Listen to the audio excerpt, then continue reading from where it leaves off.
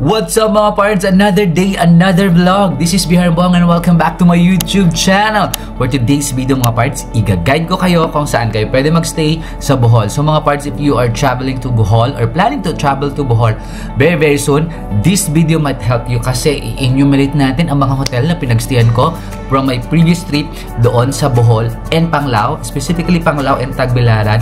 And based doon sa mga na-observe ko in terms of location, service, amenities, and of course, ang pinaka-importante mga parts, yung presyo, I'm sure makakatulong itong video nito. But before anything else mga parts, don't forget to subscribe to my YouTube channel. I have a lot of vlogs featuring travel, unboxing, and anything under the sun.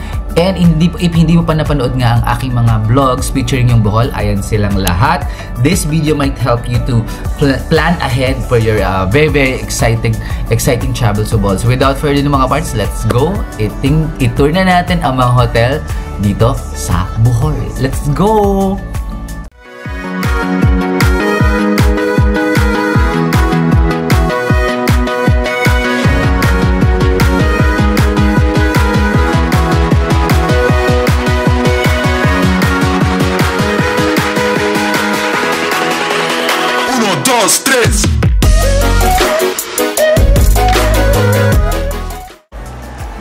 So finally mga pards, ay meron na tayong room.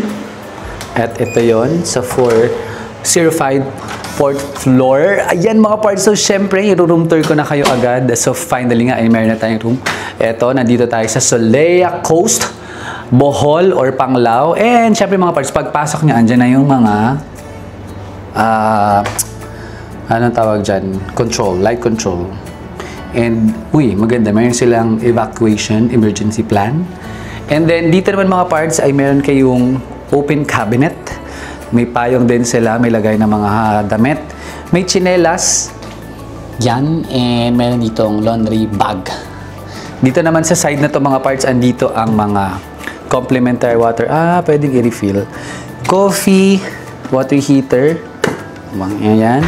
Meron din ditong vault or safe. Pwede nyo lagyan ng mga importanteng gamit. And they have mini fridge, personal ref. On the other side naman mga parts, andito na yung kanilang washroom. Ayan, nandito yung shower. Meron na din sila mga parts na shampoo and body wash. And nandito naman may mga patawel, may hair dryer. Okay lang, isaksak. Ayan, may bidet, flush test, malakas, towel, and may malaking mirror dito mga parts. Siyempre, nandito ang kanilang mga toiletries. Kaya naman ng water. Yan, ito yung CR nila. And then, paglabas yung mga parts, ay meron ditong isang malaki whole body mirror. So, pwede kayo mag-TikTok over here. Ayan. Ayan. Tumiktok. And dito naman mga parts ay lagayan na ng mga maleta. Ayan, nakalagay na yung maleta. Open na yan. And then, dala ko yung long fins ko. And, eto na. Actually, mga parts, ang laki ng room. Kita nyo ba yun? Ang laki ng room mo. Ayun, no? Ang laki ng room. Tapos mamaya mga parts, sabihin ko sa inyo kung magkano. 2 double bed. So, parang pwede 4. So, actually, itong CR nila, ayan, ay see-through. Ay, hindi na siya na-open. Hanggang dyan. Siyempre, air condition and 2 side table, may telephone. And yeah. So, meron din ditong TV. Yan. And then, yan. Kanilang design. Pero parang may pailaw siguro to. Ayan mo. Ganda. Maganda mga parts. Tapos, mura lang to. Laki And then, this time, may study table. Working table, may mga lagayan din ng hindi, may saksakan. And then mga parts, yung kinuha ko ay balcony view. So, papakita ko sa inyo yung ating view. Ito siya. Wow! Pero mga parts, it's low tide. Ayan na, ang Alona. Dire-diretso yun yung mga parts.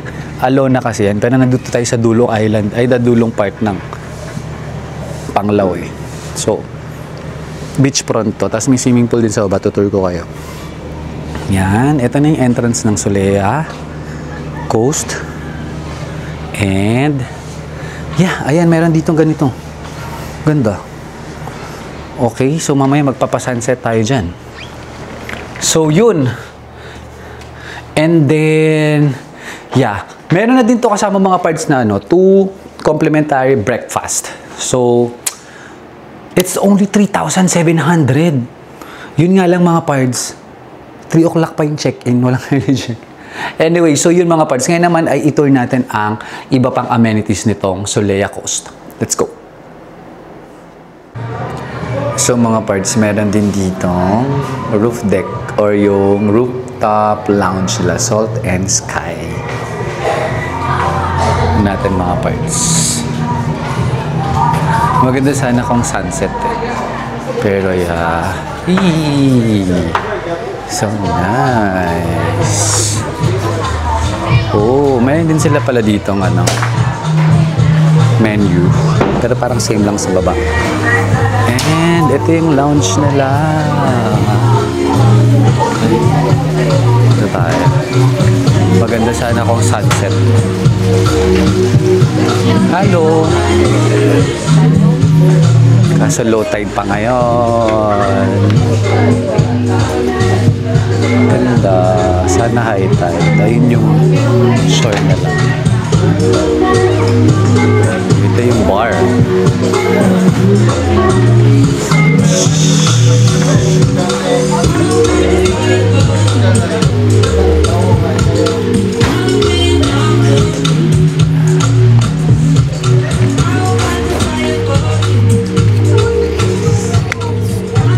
Oh, may isa pa palang resort sa baba. So nice.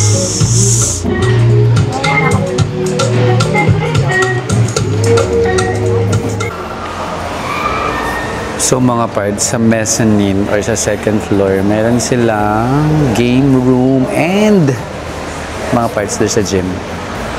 Excuse me. There's a gym over here. Wow. So let's go to the gym later. And ito na yung ground floor. So punta naman tayo sa baba. So, ito na mga parts ang Solea Coast Resort lobby entrance. So, yan yung pinaka-entrance na. And ito yung kanyang lobby. Actually, mga parts, mayroon akong vlog ng Solea sa Mactan. If you want to check that out, I have it in my YouTube channel. Anong mezzanine? Nandun yung gym. May slide dyan. And they have kids playroom over here. Oh, para sa mga bata. So nice.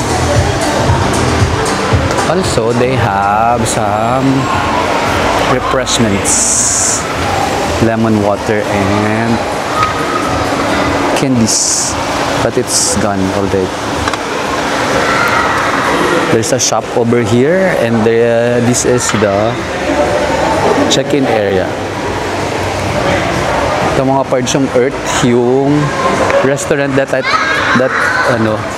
where I ate kanina. And meron din ditong mga tindahan, store. Cotton candy. Uy, meron. Totoo ba? Oo nga, no? And popcorn. Parang gusto ko ng popcorn. Walang bumibili pa. Mayroon din silang mga pastries over here. Ito yung Earth. Diyan din yung breakfast. Diyan yung kinainan ko kanina. Ah, so popcorn is 100. Cotton candy 80. 120 yung French fries. Street food platter 320. Ngayon naman mga parts, this is the pool. This is the swimming pool. Which is may bar over here. Meron nga pala tayong complimentary. So, kiklaim pa natin later. But, let's go to the beachfront na low tide. So, this is the pool. Kuya, ilang feet po yan? Ilang feet po yan? 4. 4. Let's go to the beach area. Ganda naman yung pool nila mga parts. Ayan, laki. Yan, ganda ng pool.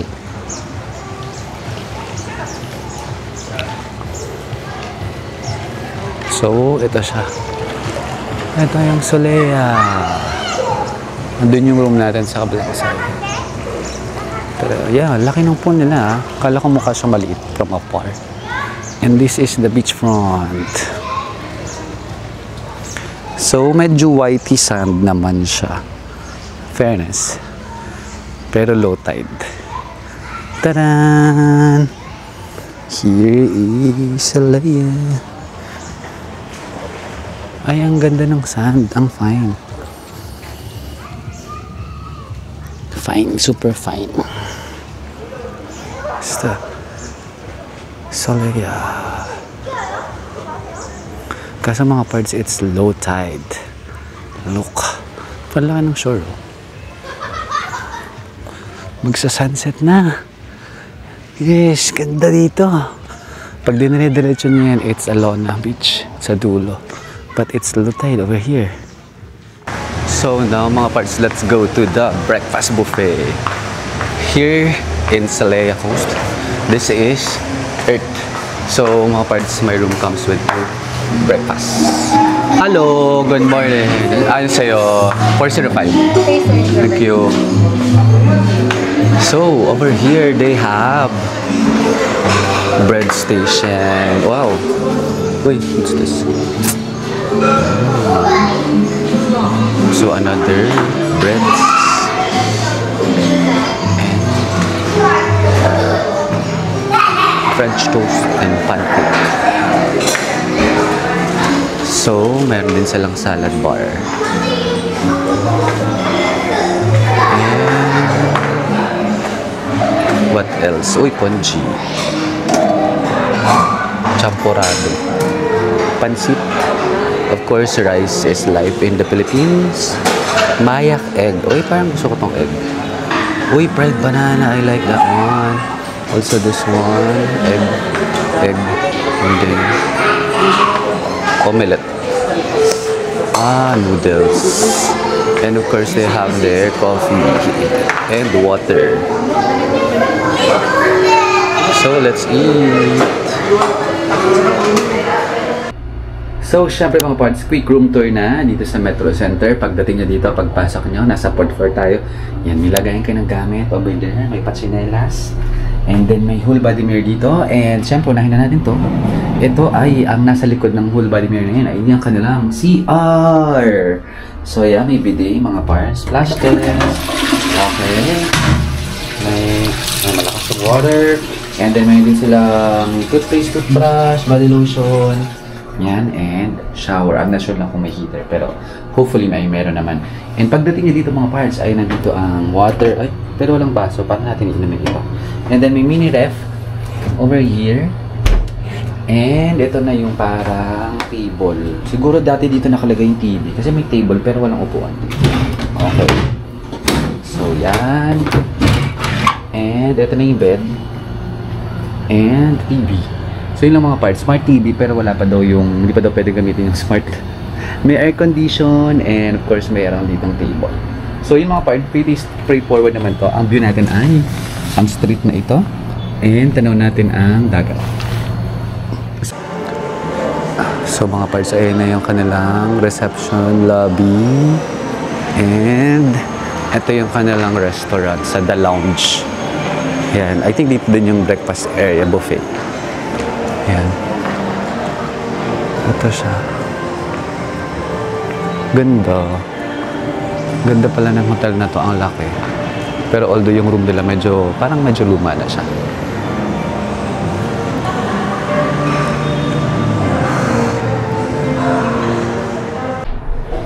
So mga part. Ito sa 4th floor. They have a gym. Ay, hello. I'll just check the gym. Okay lang. So, Metro fee. May kailangan pong itap. Wala. Sige. Parang bago po ito, no? Kasi, nanunulak. Ayan. Ito yung gym. Wow, ganda. Ito yung hotel gym, pero pwede rin mag-gym yung iba? Pwede membership. Membership. Pero ito yung hotel gym? Hotel gym. Okay. Uy, mga parts, bago yung gym nila. Kailan lang po ito? April 28 ang open, sir. Ha? April 28. As in bago lang, no? Nice. Wow, ganda ng gym nila mga parts. Meron din sa taas. Ano sa taas? Sorry, nagbablog ako. Cardio. Okay. Okay, mga parts tayo. Ganda ng gym pala dito. Okay lang po umakyat. Oo nga pala, naka-check-in naman pala. Ba't ba ako nagpapaalam? Uy, wow. So nice. Mga parts, ang ganda ng gym. I love it. I love it. Uy, ito yung swimming pool. Oh my God, ganda naman dito mga parts. Ito yung swimming pool nila. Wow. And the cardio. Medyo mainit lang ngayon mga parts. Baka ano pa. Wala aircon. Pero they have cardio. May isang tubig doon. And ito na yung swimming pool. Pero wala access dito. Punta tayo sa baba. Nice. Happy kid! Let's go! And mga parts, sa 5th floor naman ang kanilang pool and bar. Wow! Ganda! This is altitude. Uy, ang ganda. Kaso umuulan nga ngayon eh. So, pwede mag-swim. Ganda. Ganda ng swimming pool. Ito yung bar nila. So nice. Ay, infinity pool doon. Ayun o. Kita na yung dagat. Hi, kuya. Infinity pool yun, no? Yes, sir. Talaga. Anong view nun? Anong view? Dagat? yung Canyon Street? Yes, sir. Okay. Ganda. So nice.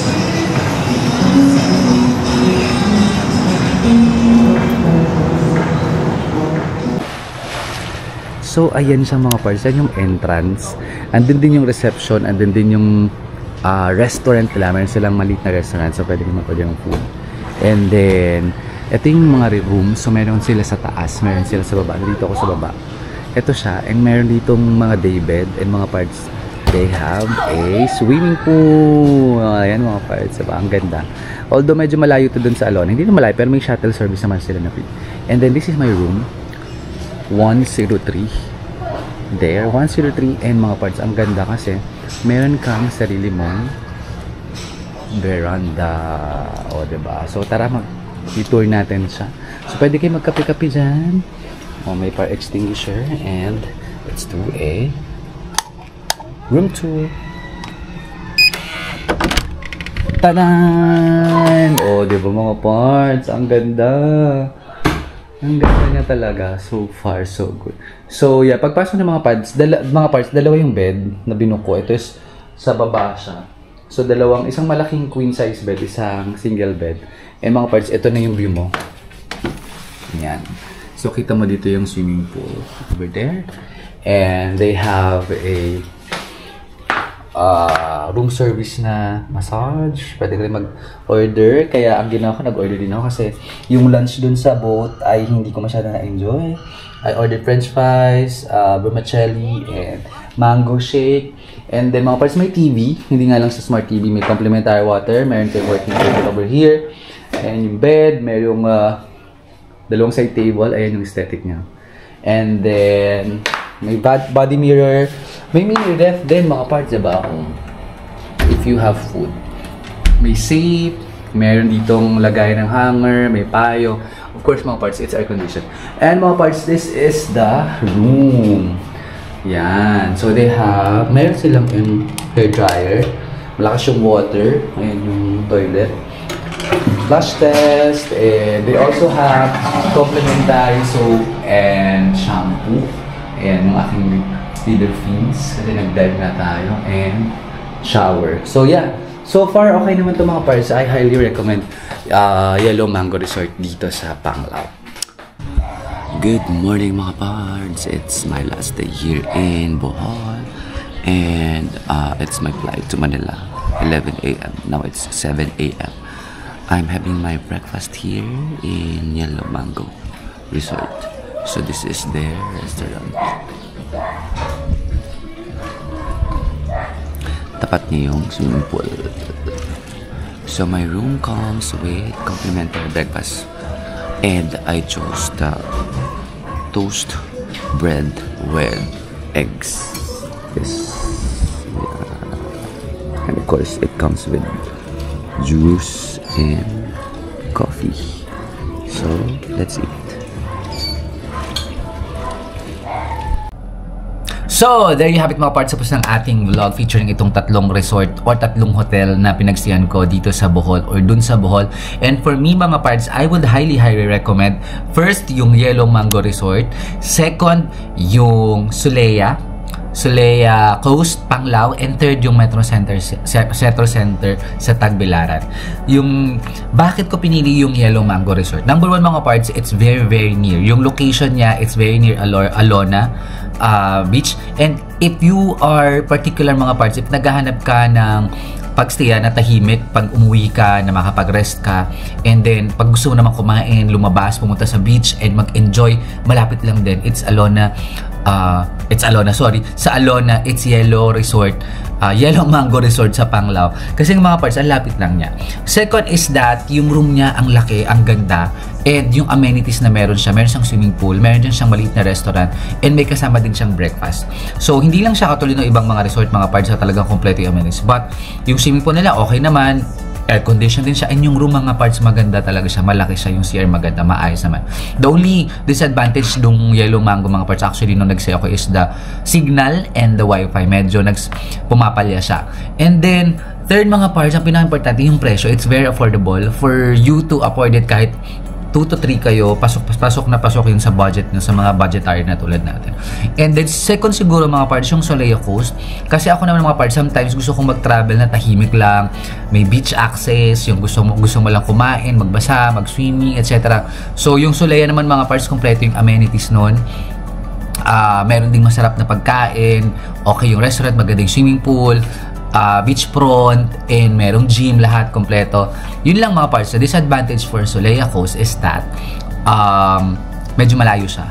Hindi naman siya sobrang layo, pero may service din naman na umiikot from the hotel to Alona Beach. And also yung service, I think yung service medyo hindi ganun ka okay. And then finally, siguro third yung Tagbilaran, yung Metro Center Hotel. First and foremost, medyo mahal siya kasi malaking hotel siya. Third, yung room niya, second yung room niya, it's medyo luma. And then third is that, yun nga, in terms of accessibility, kung Tagbilaran ka, yung pagtutur ka ng mga chocolate hills and all, okay naman siya. But I think there's a lot of hotel in Bohol, in Tagbilaran City that you can choose from para masulit mo yung stay mo doon. So, yun mga parts. I hope nakatulong ang video na ito para makapag-decide ka where to stay in Bohol. I'm sure madami pa dyan. But of course, if you are eyeing these hotels, this video will also help you, diba? Pa to decide na, sige, buko na tong hotel na ito or buko na tong resort na ito. And parts, if nakatulong ang video na ito, please don't forget to subscribe to my YouTube channel. Please like, share. If you have other questions, just comment down below. And don't forget to click that bell icon para like updated whenever I upload new videos. And parts, please follow me in my social media accounts, Facebook, Instagram, and TikTok, also at BRBong. So yun mga parts, hanggang sa mga susunod kong YouTube video, stay safe and healthy. Bye! Us crazy, but things are finally right.